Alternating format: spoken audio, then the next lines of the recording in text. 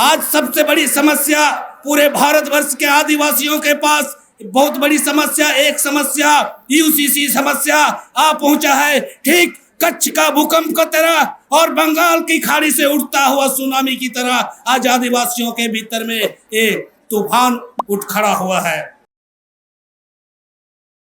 छात्रों से आवेदन करूंगा, मैं नौजवानों से आवेदन करूंगा, मैं महिलाओं से निवेदन करूंगा, क्योंकि आपके ही कंधे पर आप ही ये जो राजसी रूपी यूसीसी आ रहा है, इसको आप ही खत्म कर सकते हो, अन्यथा दूसरा कोई खत्म नहीं कर सकता। ये भारतवर्ष का इतिहास है। यूसीसी बिल को ठीक चूटी जैसा मसल कर फेंक दे। Welcome back to Santhali Thought. आज के धिक्कार समावेश के अध्यक्ष महोदय माननीय रविंद्रनाथ मुर्मू जी तथा मंच पर राष्ट्रीय आदिवासी इंडिजिनियस धर्म समन्वय समिति के राष्ट्रीय कन्वेनर माननीय देव कुमार धाम जी तथा मेरे सामने में और मेरे दाएं और बाएं पीछे तमाम आदिवासी माताएं बहनें, लड़ाकू माताएं बहनें, आपसे मैं काफ़ी वक्ताओं ने काफ़ी कुछ कहकर गया। मुझे नहीं लगता कि मैं कुछ और इसमें इस आग में घी डालूं। मैं तो तथ्यों के आधार पर मैंने जो सुना, शायद लगता है और कुछ कहने की ज़रूरत नहीं है, लेकिन चलते चलते जब माइक के करीब मैं आ ही चुका तो जरूर मैं एक बात आप लोगों से अरदास करना चाहूँगा, आप लोगों से आवेदन करना चाहूँगा। आज सबसे बड़ी समस्या पूरे भारतवर्ष के आदिवासियों के पास बहुत बड़ी समस्या, एक समस्या यूसीसी समस्या आ पहुंचा है। ठीक कच्छ का भूकंप की तरह और बंगाल की खाड़ी से उठता हुआ सुनामी की तरह आज आदिवासियों के भीतर में एक तूफान उठ खड़ा हुआ है।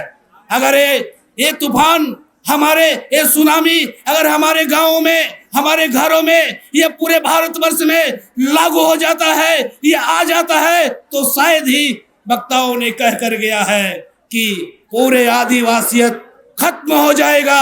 आज जिस आदिवासियत को यहाँ हम लोगों ने अपने आंखों के सामने से देख रहे हैं कि मुंडा हो, कोल हो, भूमिज हो, कोड़ा हो, संतल हो, उरांग हो, महाली हो, आज कितने सुंदर परिवेश और एक दूसरे के साथ मोहब्बत का मिलन और आपस में मेलजोल का जो माहौल ये आने वाला दिन में नहीं रहेगा। इसलिए मैं सर्वप्रथम छात्रों से आवेदन करूंगा, मैं नौजवानों से आवेदन करूंगा, मैं महिलाओं से निवेदन करूंगा, क्योंकि आपके ही कंधे पर आप ही ये जो राजसी रूपी यूसीसी आ रहा है, इसको आप ही खत्म कर सकते हो, अन्यथा दूसरा कोई खत्म नहीं कर सकता। ये भारतवर्ष का इतिहास है। वो चाहे सिद्धू कानू हो, बाबा तिलका मुर्मू हो, चांद भैरव हो, या बिरसा मुंडा हो, या और भी कोई आदिवासी जो शहीद हुए हैं, सब जुबक ही थे। इसलिए आपके कंधों पर आज इतना बड़ा एक बोझा आ चुका है कि आपको बोझा ढोना होगा, और ढोते हुए आपको पुनः और इससे ज्यादा शक्ति का प्रदर्शन हमें दिखाना होगा, और विशेष करके नौजवानों को ही आगे आना होगा, नौजवानों को शक्ति प्रदर्शन करना होगा, ताकि 2024 में यूसीसी बिल को ठीक चूटी जैसा मसल कर फेंक दे। इन्हीं चंद बातों के साथ काफी आपके प्रति काफी आशा भरोसा के साथ मैं अपने वाणी को यहीं पर विराम देता हूँ। आप लोगों को पुनः गुलसाई जोहार। Thanks for watching. Hope you like the video. If you like the video, please like it and subscribe to the channel. Comment even if it's small.